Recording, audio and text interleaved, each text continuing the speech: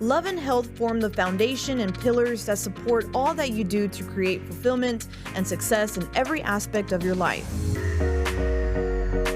Love within us guides our paths while our health enables us to drive forward. The two are inseparable and vital for growth and reaching your fullest potential.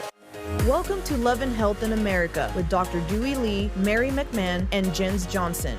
Dr. Lee is an international speaker, author, inventor of the Diamond Matrix, and medical director of Advanced Surgical Arts. Mary McMahon is a certified financial planner professional committed to maximizing your financial success. And Jens Johnson, the Mindset Master, is a best-selling author, speaker, mastermind facilitator, and success mindset coach.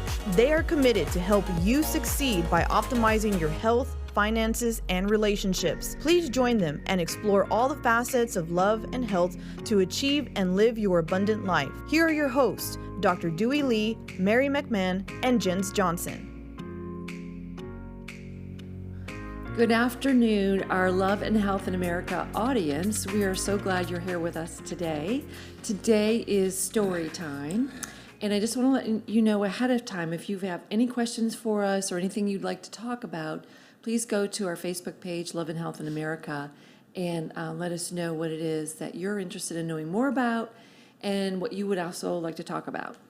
So, Jens, it's so wonderful to see you today. It is so wonderful to see you. And Dr. Lee, you two are It's great to see two you. of my favorite people. Thank you.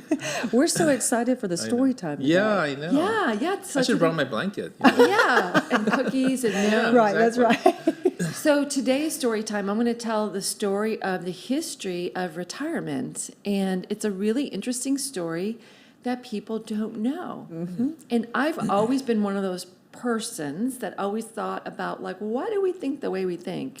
Why do we do what we do? Yeah. Where did this come from? So I always think about those things.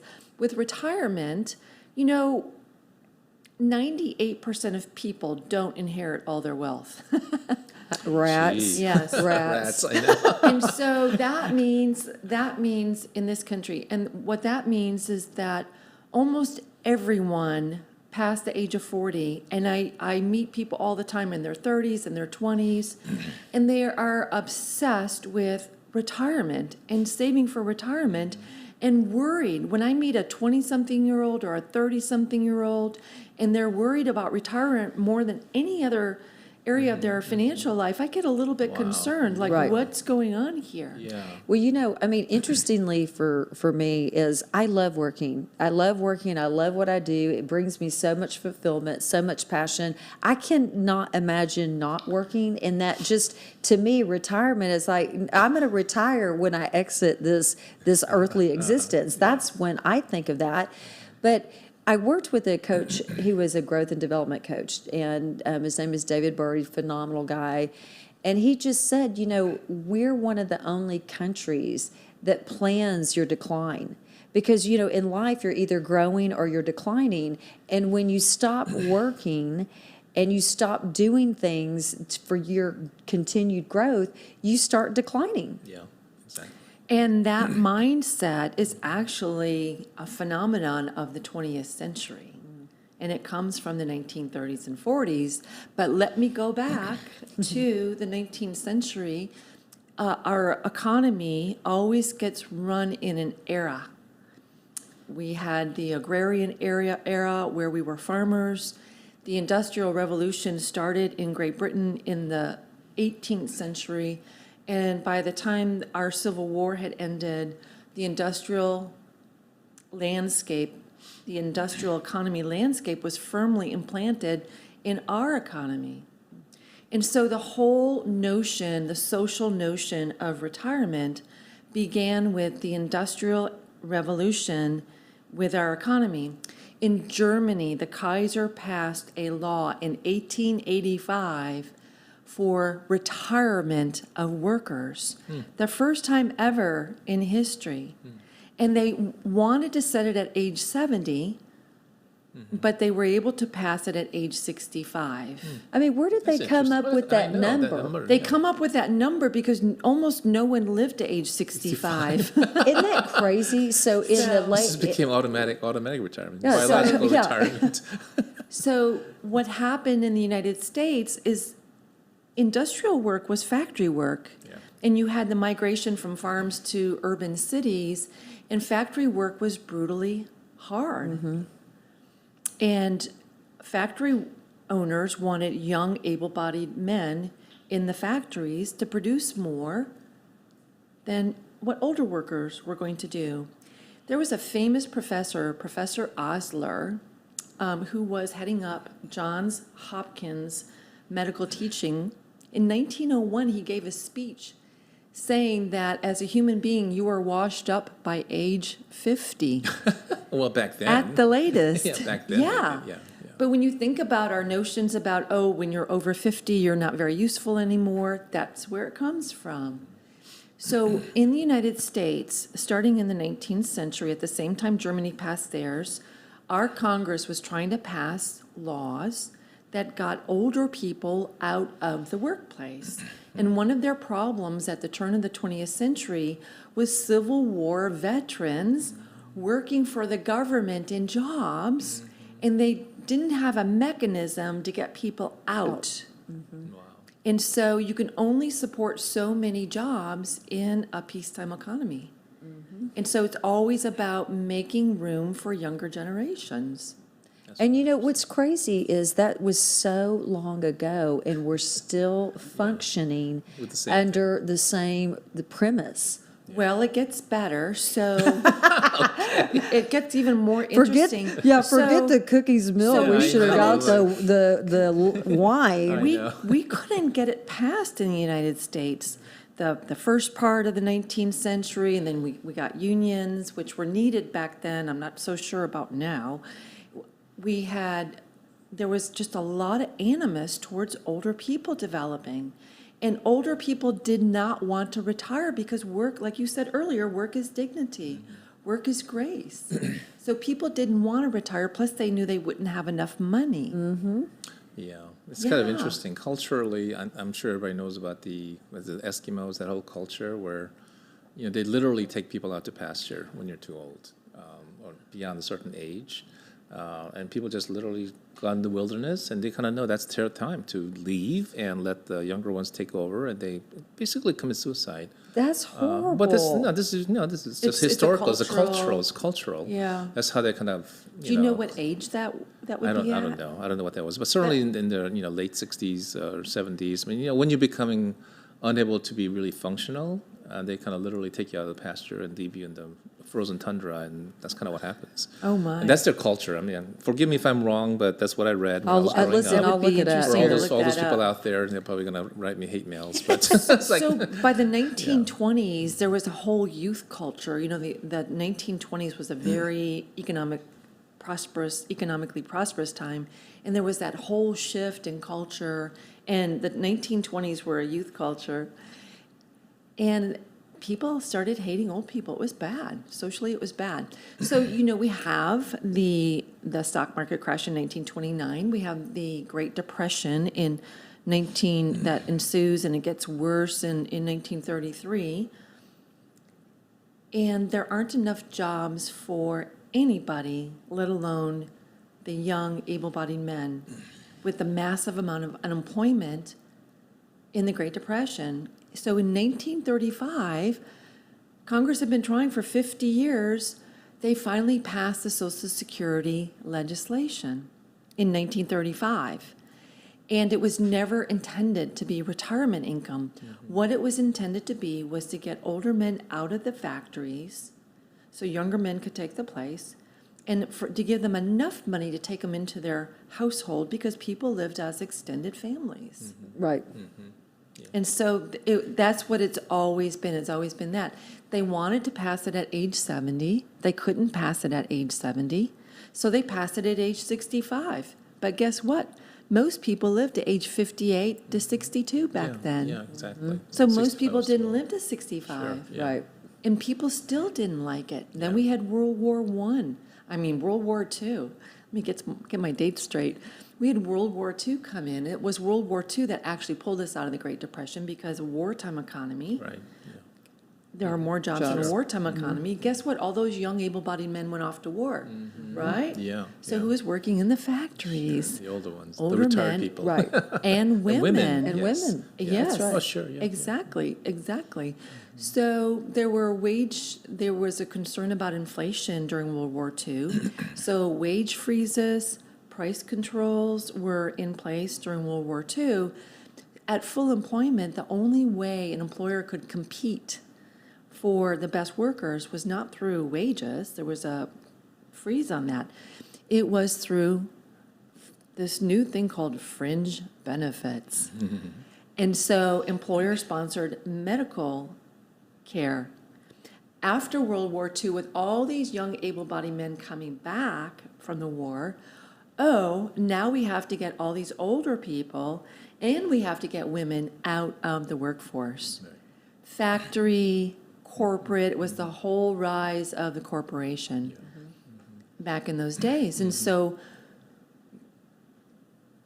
policymakers, union leaders, business owners, Congress passed legislation in the late 40s, 1948, for employer-provided pensions. For those of you who don't know how those work, the employer pays for that. Yeah. It's not the employee on the hook for that. So that was put into place so they could keep getting older workers out of the workforce.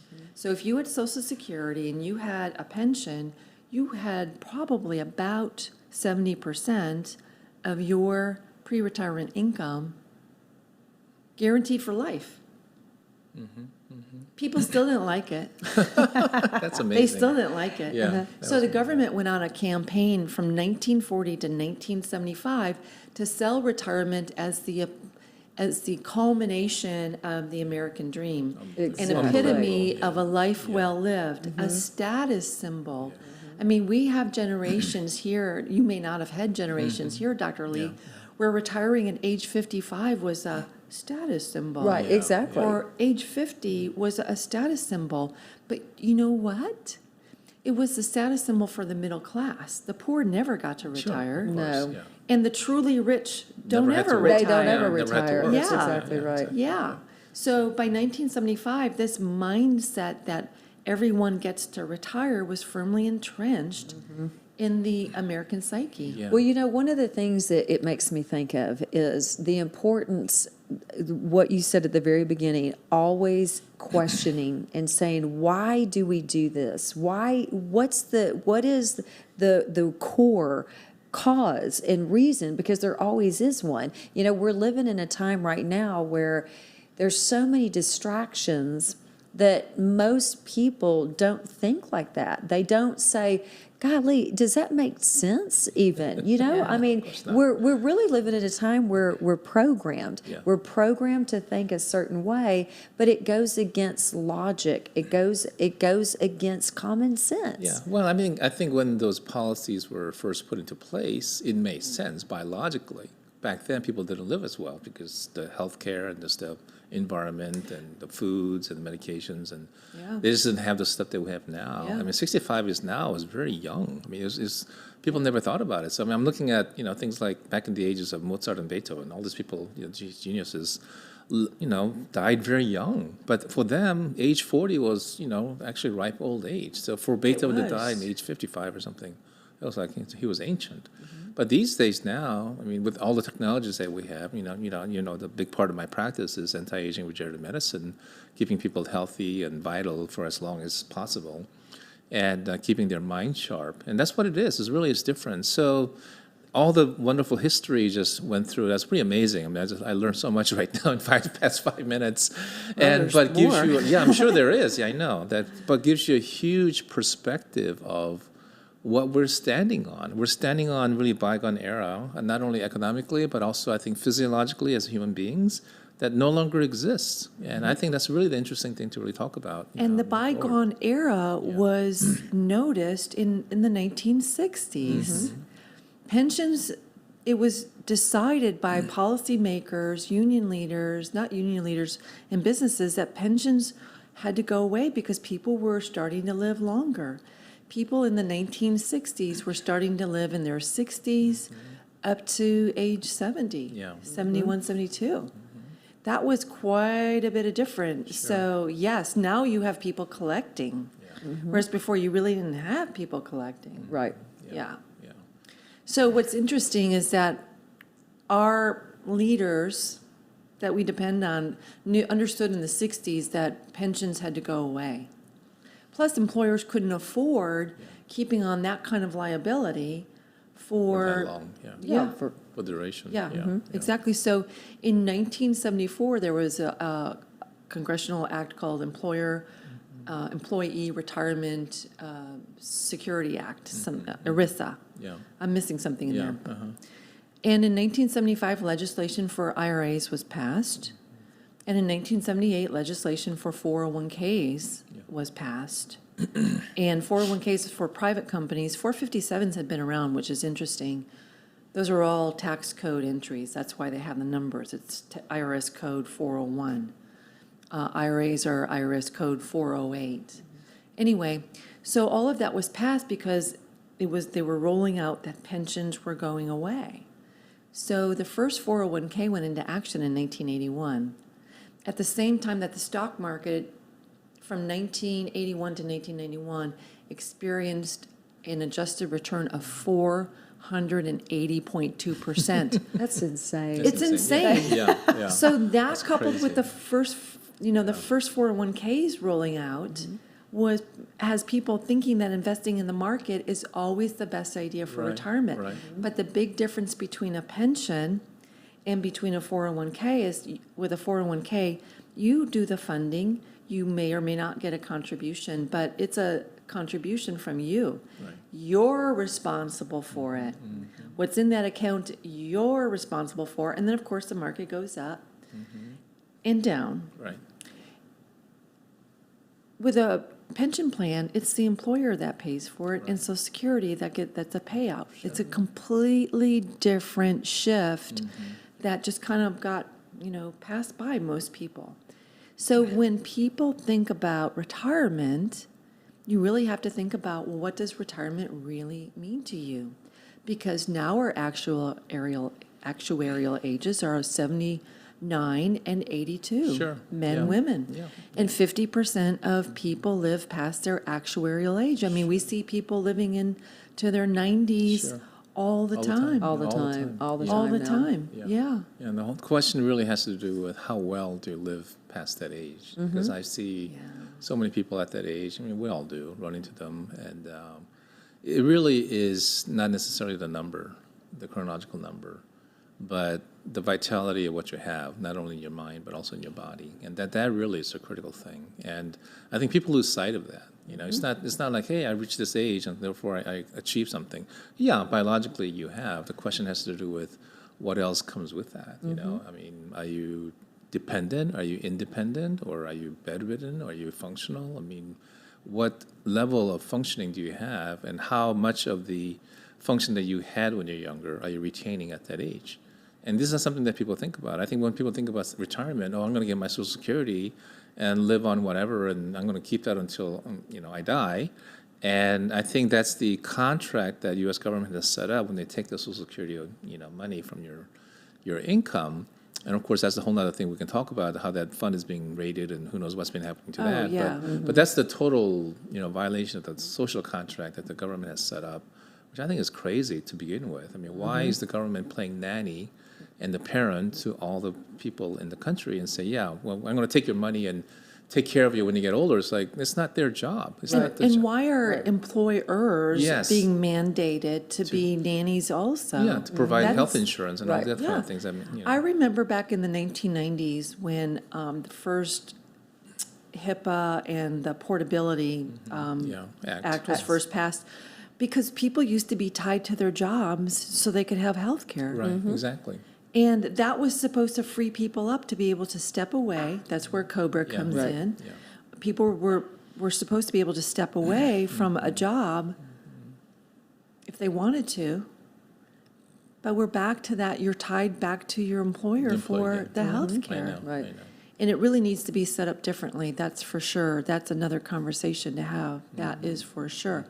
So, given that the whole model of retirement that people have in their mind that they obsess about is from a completely different era that doesn't Exactly. work today. Yeah, yeah. We're living older, so if you retire at age 65, age 67, well, if you live to age 92, that's 25, Yeah, almost 30 27 years. Yeah. Take your age today, subtract 25 years, 30 years, if you live to age 100, 35 years, and subtract that from your age and start thinking about how much money it took for you to get from 25 years ago or 30 years ago to today. Exactly. And it's like, is it really a feasible concept for most people to be able to save enough money? No, it really is impossible. No. Yeah, it's not.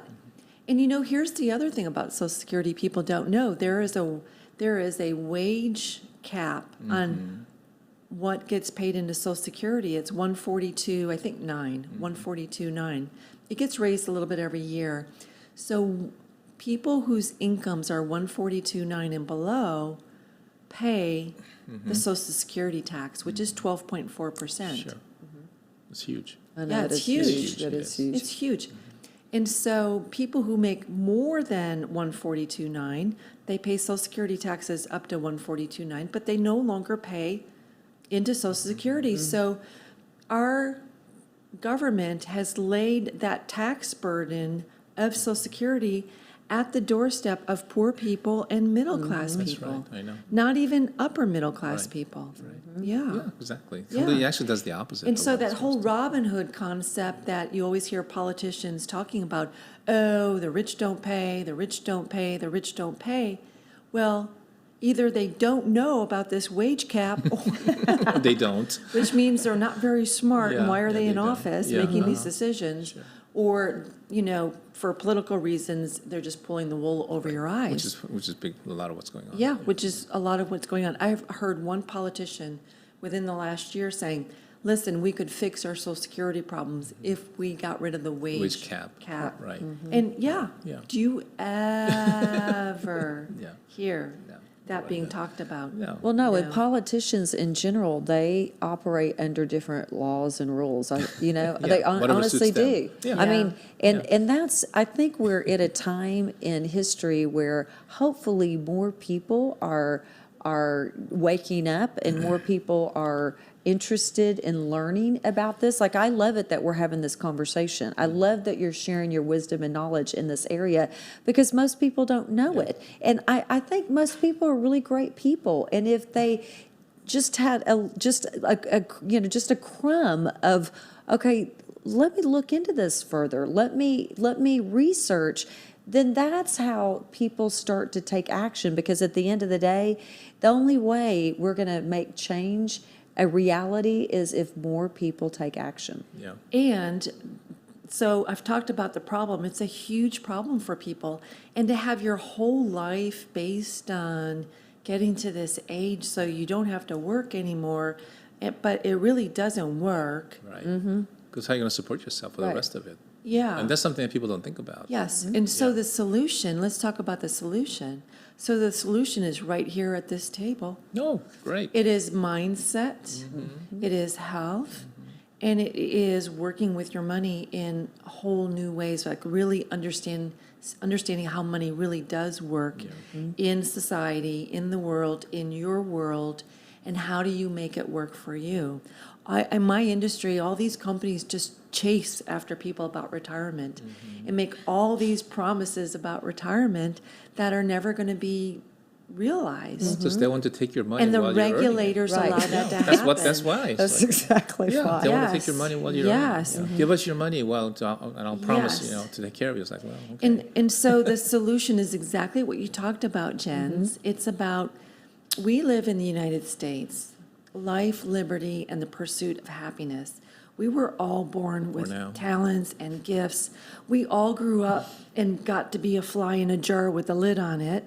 That's why having someone like Jens to work with in expanding your mindset, expanding your world is so important, because then you can go, aha, And you can say, I've been meant to do this. Yeah.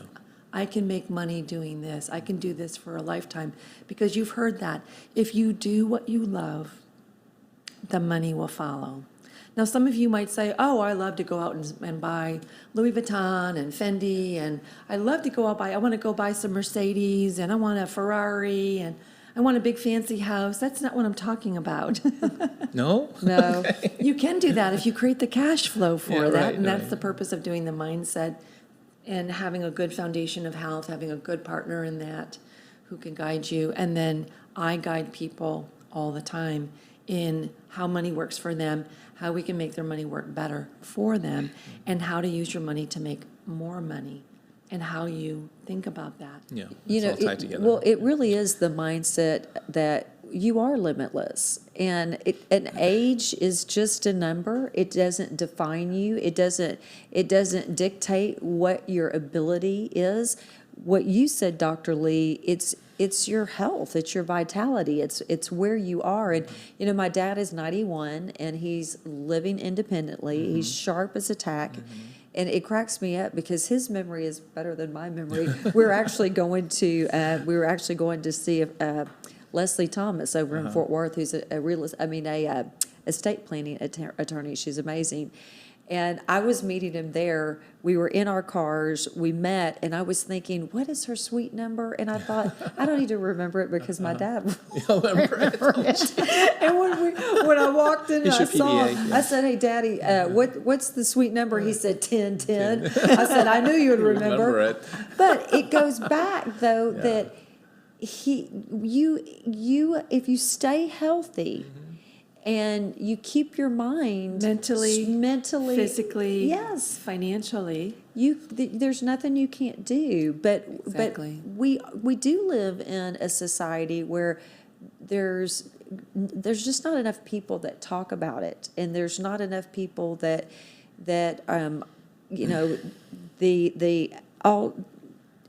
the debate is really the programming of this is what you need to do, this is what you need to live your life, and people buy into it.